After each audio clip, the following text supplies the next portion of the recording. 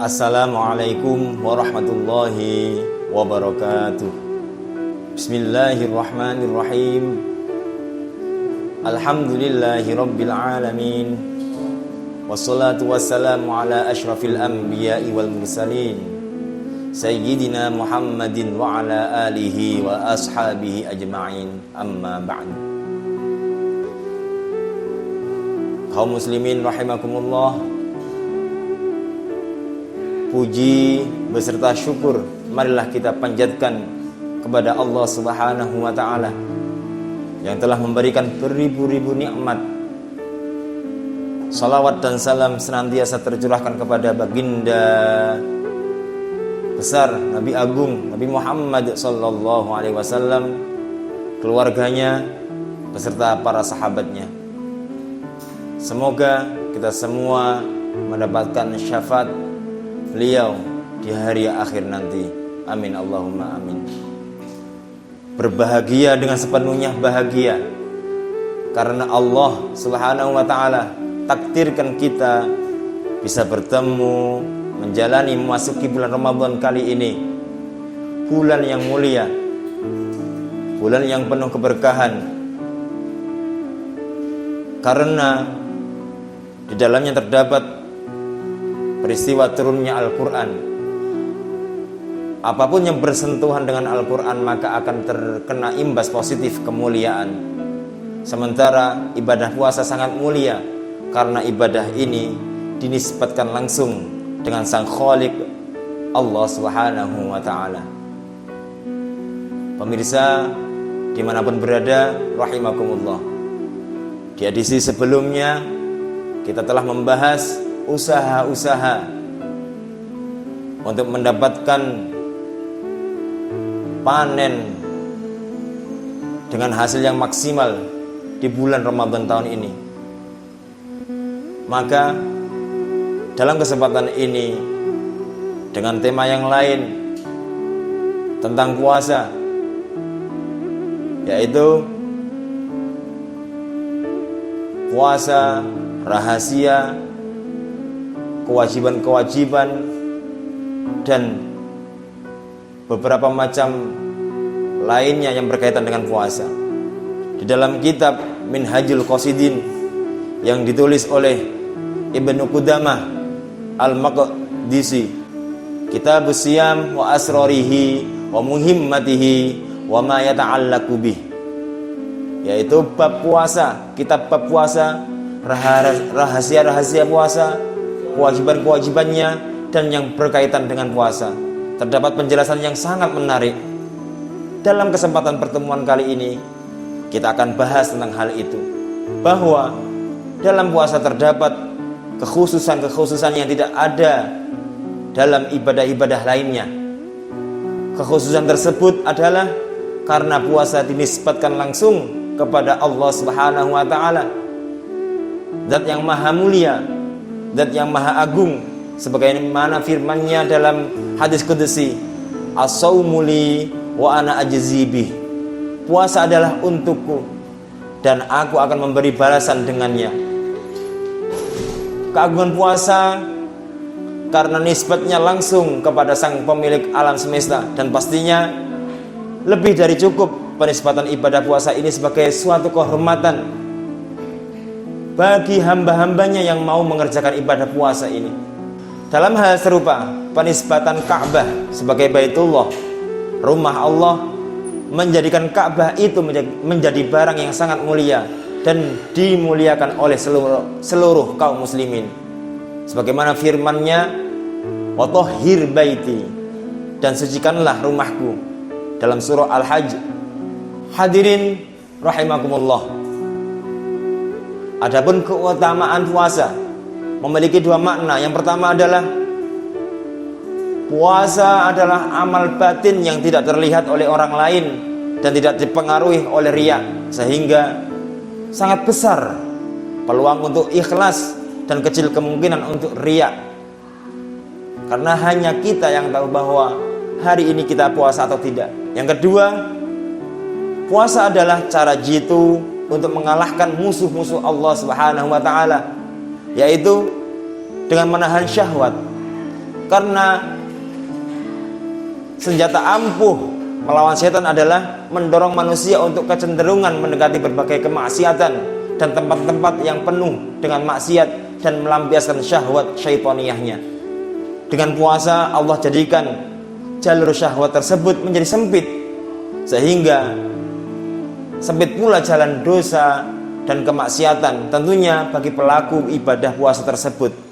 Hadirin saudaraku sesama muslim rahimakumullah, sunnah-sunnah dalam menjalani puasa Ramadan adalah: 1. Sahur. Mengakhiri sahur, mempercepat berbuka, dan berbuka dengan makanan atau minuman yang manis atau kurma.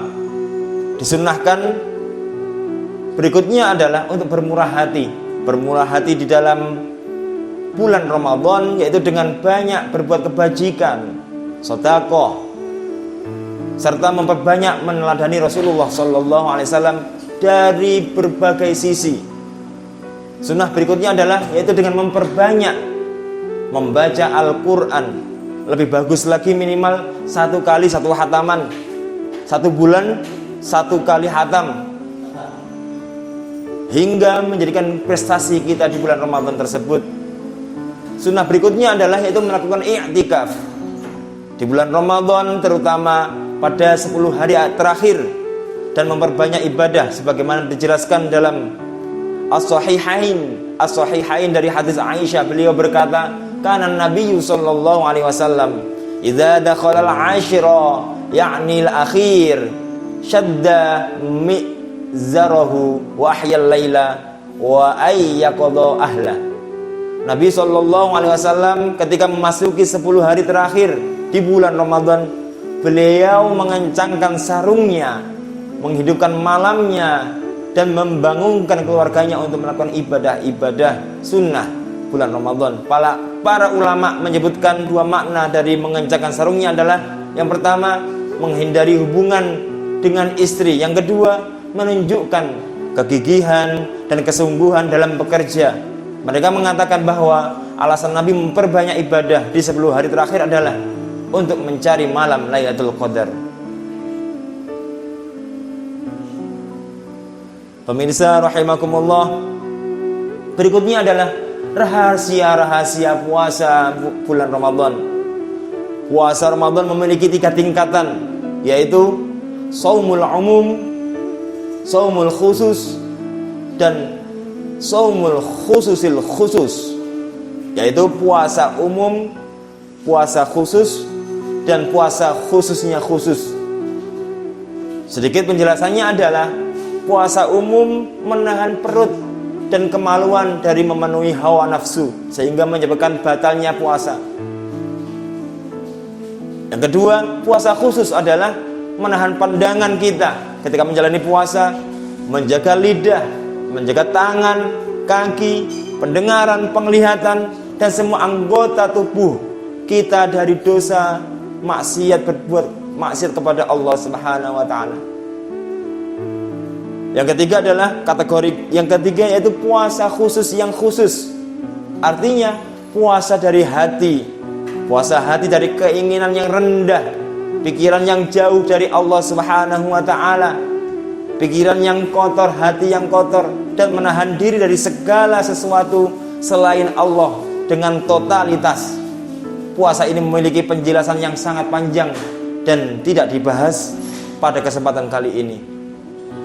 Namun sedikit lebih jauh tentang puasa tingkatan ketiga ini adalah puasa khususnya khusus. Mereka tidak saja menahan diri dari maksiat, tapi juga menahan hatinya dari keraguan akan hal-hal keakhiratan, menahan pikirannya dari masalah duniawiyah, serta menjaga diri dari berpikir kepada selain Allah Subhanahu wa taala. Standar batalnya puasa bagi mereka sangat tinggi, yaitu apabila terbesit di dalam hati dan pikirannya tentang selain Allah Subhanahu wa taala, seperti cenderung memikirkan harta dan kekayaan duniawi, itu sudah dianggap batal. Bahkan menurut kelompok ketiga ini, puasa dapat terkurangi nilainya dan bahkan dianggap batal apabila di dalam hati tersirat keraguan, meski sedikit saja atas kekuasaan Gusti Allah Subhanahu wa taala. Puasa kategori level ketiga ini adalah puasanya para nabi, siddiqin, dan muqarrabin. Sementara di level kedua adalah puasanya orang-orang yang solih. Akankah kita menjadi kelompok yang mulia ini? Mari berlomba-lomba untuk menjadi hamba Allah yang terbaik di bulan Ramadan pada tahun ini. Hadirin rahimakumullah. Berikutnya adalah adab-adab tentang berpuasa. Adab-adab berpuasa yang pertama adalah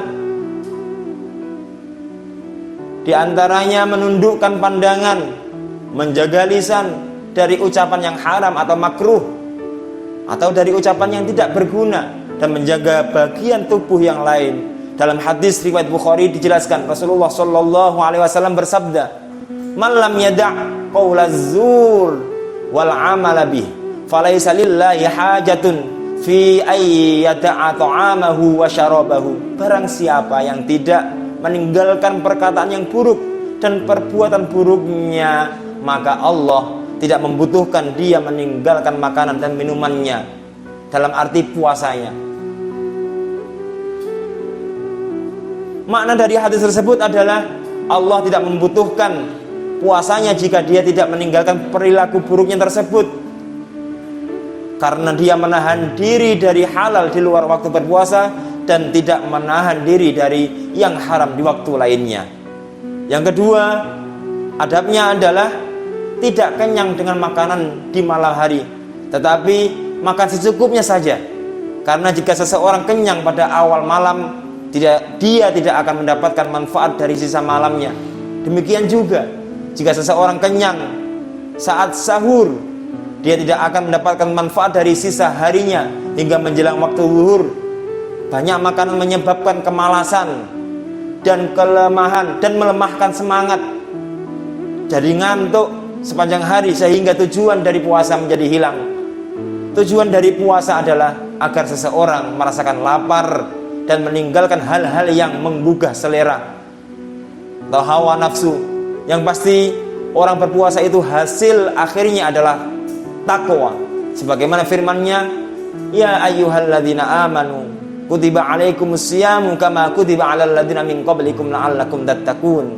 Wahai orang-orang yang beriman, diwajibkan atas kamu berpuasa sebagaimana diwajibkan atas orang-orang sebelum kamu, agar kamu termasuk orang-orang yang bertakwa. Selamat menunaikan ibadah puasa di tahun ini kepada saudaraku semuanya. Semoga tahun ini, puasa tahun ini, kita bisa melewatinya dengan penuh semangat, penuh khusyuk, dan mengharap Allah melimpahkan ketakwaan kepada kita semua, menambahkan, meningkatkan nilai keimanan kita, nilai ketakwaan kita kepada Allah Subhanahu wa taala. Hadirin jamaah rahimakumullah. Demikianlah kultum singkat ini saya sampaikan. Semoga bisa menambah pengetahuan kita tentang puasa hingga dapat memperbaiki dan menyempurnakan ibadah puasa kita. Amin Allahumma amin. Dan pastinya mohon maaf bila ada yang kurang berkenan di hati panjenengan semua. Sekian, ihdinas siratal mustaqim. Assalamualaikum warahmatullahi wabarakatuh.